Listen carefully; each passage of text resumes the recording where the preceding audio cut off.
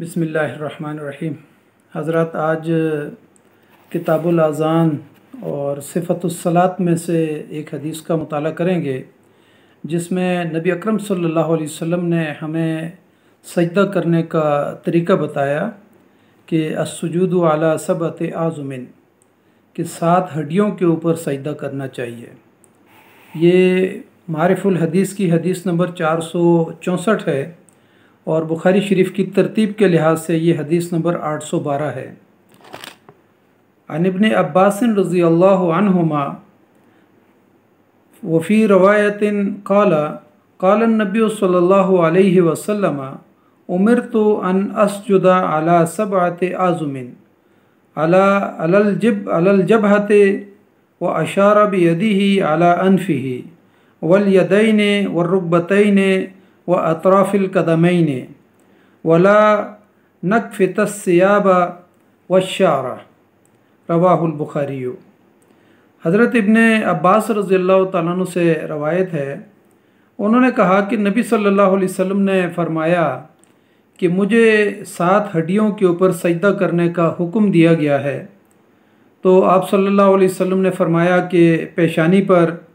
और फिर आप सल्लल्लाहु अलैहि वसल्लम ने अपने हाथ के इशारे से अपनी नाक की तरफ इशारा किया। तो यानी यहाँ पर मुहद्दिसीन ने नाक और पेशानी को एक हड्डी तस्वर किया है। इसी तरह आप सल्लल्लाहु अलैहि वसल्लम ने फ़रमाया कि दोनों हाथों पर और दोनों घुटनों पर और दोनों पाँव पर, और ये भी हुक्म दिया कि हम अपने कपड़ों को और बालों को ना समेटें, यानी दौरान सजदा या दौरान नमाज अपने बालों को और अपने कपड़ों को ना समेटें। इस हदीस से पहली बात तो ये सामने आ जाती है कि नबी अकरम सल्लल्लाहु अलैहि वसल्लम ने इस हदीस में फ़रमाया कि मुझे 7 हड्डियों के ऊपर यानी सजदा करने का तरीक़ा बताया गया है कि आपने पेशानी को और नाक को ज़मीन पे रखना है,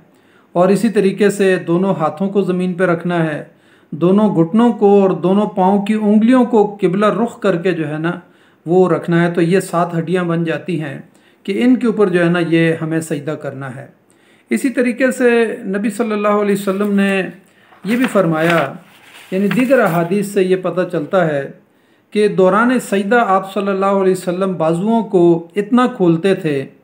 कि जिसकी वजह से आप सल्लल्लाहु अलैहि वसल्लम के जो बगल है, पहलू है, इसके जो है ना वो सफ़ेदी नज़र आती थी। यानी हाथों को खोल के यानी बगल को खोल के, यानी थोड़ा सा यानी कोलू को यानी जिस्म के साथ जो रान है उसके साथ बाजू जो है ना चिमटे हुए नहीं होने चाहिए, उनको खोल के रखना चाहिए। लेकिन अगर आप इज्तिमाई नमाज़ पढ़ रहे हैं और साथ आपके सफ़ में दीगर लोग खड़े हैं तो हाथों को इतना भी नहीं फैला देना कि जिसकी वजह से दूसरे लोगों को तकलीफ़ हो। तो इस बात का भी हुक्म नबी सल्लल्लाहु अलैहि वसल्लम ने हमें दिया कि हाथों को कुशादा करके जो है यानी कोनियों को कुशादा करके जो है ना अपने पहलू से बचा के उससे सजदा करना चाहिए। इसी तरीके से जो है ना नबी सल्लल्लाहु अलैहि वसल्लम ने पाँव की उंगलियों के बारे में ये फ़रमाया, और ये हुक्म मिलता है कि पाँव की उंगलियों का रुख जो है वो किबला की तरफ होना चाहिए। लेकिन उमूमन हम देखते हैं कि हमारे सजदे के अंदर बाज़ लोग जो है ना पाँव को पीछे से उठा देते हैं, या फिर ये कि उनकी पाँव की उंगलियों का रुख जो है ना वो बिल्कुल सीधा खड़ा कर देते हैं, पाँव को सीधा खड़ा कर देते हैं। लेकिन कोशिश ये करनी चाहिए कि पाँव की उंगलियों के जो रुख जो हैं वो भी किबले की तरफ हों। इसी तरीके से एक और हदीस में, बुखारी शरीफ की हदीस ही है, जिसमें इब्न अब्बास रज़ियल्लाहु तआला अन्हु फरमाते हैं कि नबी सल्लल्लाहु अलैहि वसल्लम ने फरमाया कि मुझे 7 आज़ा के ऊपर जो है ना सजदा करने का हुक्म दिया गया, और फिर फरमाया कि वो 7 अज्जा जो नबी सल्लल्लाहु अलैहि वसल्लम ने बताया उसमें पेशानी है, दोनों हाथ हैं और दोनों घुटने हैं और दोनों पाँव हैं, ये 7 आज़ा बताए गए। और साथ ही ये फरमाया कि मुझे मना किया गया इस बात से कि मैं इस दौरान जो है वो कपड़ों को समेटूं या बालों को समेटें, इस बात से भी मना किया गया है। अब इस हदीस के अंदर भी ये बात आई है कि कपड़ों को भी नहीं समेटना चाहिए और बालों को भी जो है ना उसमें बार बार हाथ मार के बालों को सीधा करना, या फिर जो है ना बालों को यानी जो बाज़ लोग जो है ना समेट रहे होते हैं या जिनके बाल लंबे होते हैं तो बार बार वो जो है ना उंगलियों के साथ बालों को पीछे कर रहे होते हैं, तो इस बात से भी नबी सल्लल्लाहु अलैहि वसल्लम ने मना फरमाया, इसलिए कि उसके ज़रिए से नमाज के अंदर खुशू व खुजू ख़त्म हो जाता है, और बार बार इंसान जो है ना अपने हाथों को यानी तवज्जो जो है ना बालों की तरफ हो जाती है, दाढ़ी की तरफ हो जाती है, तो इसलिए या कपड़ों की तरफ हो जाती है, बंदा कपड़े समेटने लग जाता है। लेकिन यहाँ पर मुहद्दिसीन ने एक नुक्ता यहाँ पर ये बात लिखी है कि उस दौर में ज़ाहिर सहाबा इकराम के पास कपड़े कम होते थे, तो वो कपड़ों को जो है ना गले में बांध लेते थे और फिर कपड़ों को समेट के जो है ना सजदे के अंदर और रुकू के अंदर जाते थे। और एक हदीस के अंदर यहाँ तक बात मिलती है कि जब नबी सल्लल्लाहु अलैहि वसल्लम के पीछे मस्जिद नबवी शरीफ के अंदर ही जो है ना ख़वातीन नमाज़ पढ़ती थी, तो नबी सल्लल्लाहु अलैहि वसल्लम ने मना किया ख़वातीन को कि जब तक मर्द जो है वो सजदे से उठ के सीधा बैठ ना जाए, उस वक्त तक ख़वातीन जो है ना वो सजदे से सर को ना उठाएं। तो इससे अंदाज़ा होता है कि अगर सतर पोशी की ज़रूरत है तो सतर पोशी भी जो है ना उस दौरान अगर आपको कपड़े पकड़ने पड़ते हैं तो वो आप कर सकते हैं, इसकी इजाज़त मौजूद है। लेकिन इस हदीस में जो है ना, इससे पिछली हदीस में भी हमने पढ़ा